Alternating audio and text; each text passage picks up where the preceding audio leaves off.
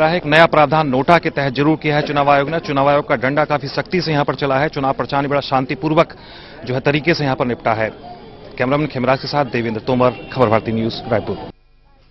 यानी कि साफ तौर पर किस तरह से वहां की सुरक्षा व्यवस्था से काफी खुश हैं लोग। और बात करें नोटा की, तो नोटा का भी अधिकार का इसका भी प्रयोग करेंगे और कुछ न कुछ इसका भी छत्तीसगढ़ पहला ऐसा राज्य है जहां पर नोटा का इस्तेमाल किया जा रहा है। अब बात कर लेते हैं कोरिया की, जहां पर कोरिया में 3 सीटें हैं और तीनों ही सीट बीजेपी के खाते में है।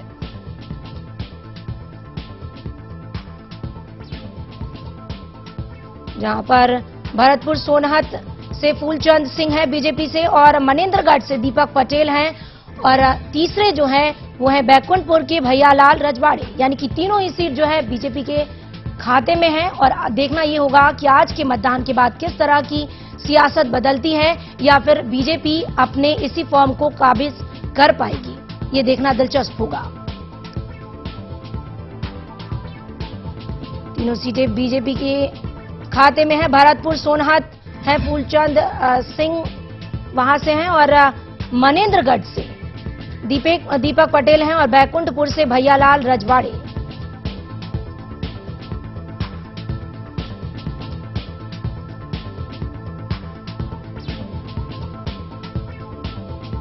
अब बात करें सरगुजा की, तो यहां पर भी 3 सीटें हैं और बीजेपी के पास यहां कोई भी सीट नहीं है। कांग्रेस यहां 3 सीटों के साथ सबसे ऊपर बनी हुई है।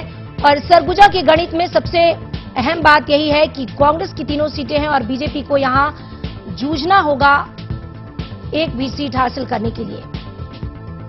बात करें सरगुजा के गणित की, तो सरगुजा में 3 सीटें हैं और तीनों ही सीट कांग्रेस के खाते में है और बीजेपी और या किसी अन्य पार्टी जो कि बीएसपी है उसे कोई भी सीट नहीं मिली है।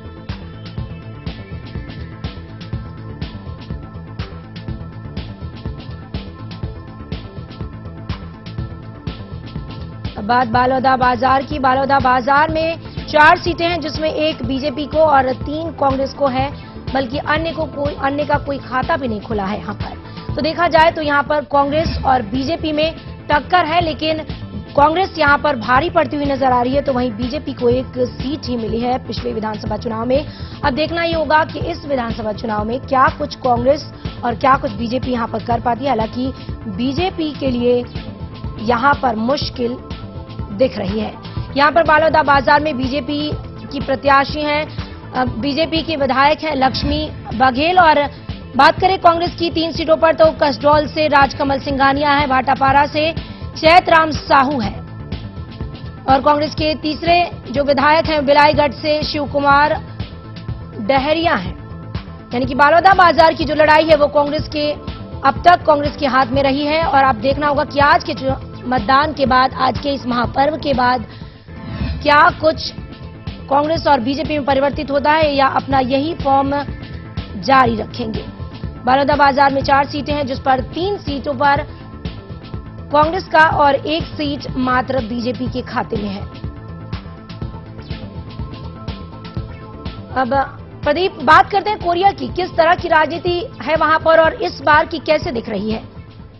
देखिए, मैं आपको कोरिया के बारे में बताना चाहूंगा कि कोरिया की जो राजनीति है यहाँ पे सबसे अच्छी बात ये रही है, पिछले विधानसभा चुनाव में यहाँ की जो जनता है बड़ी समझदार जनता कहा जा सकता है, क्योंकि यहाँ पे किसी का फेस काम नहीं करता है, यहाँ पे पार्टी काम नहीं करती है, यहाँ पे उनकी व्यक्तिगत छवि काम करती है। पिछले बार भी यही हुआ। कोरिया का जो जनाधार था, हालांकि वहां पे बीजेपी कांग्रेस दोनों की बात करें तो वहां पे बीजेपी ने अच्छा प्रदर्शन किया था। उसके सबसे बड़ा फैक्टर ये था कि जो 2003 में जो अजीत जोगी का जब शासनकाल रहा था तो यहाँ की जनता बहुत परेशान थी, क्योंकि मूलभूत समस्याओं का समाधान नहीं हो पाया था।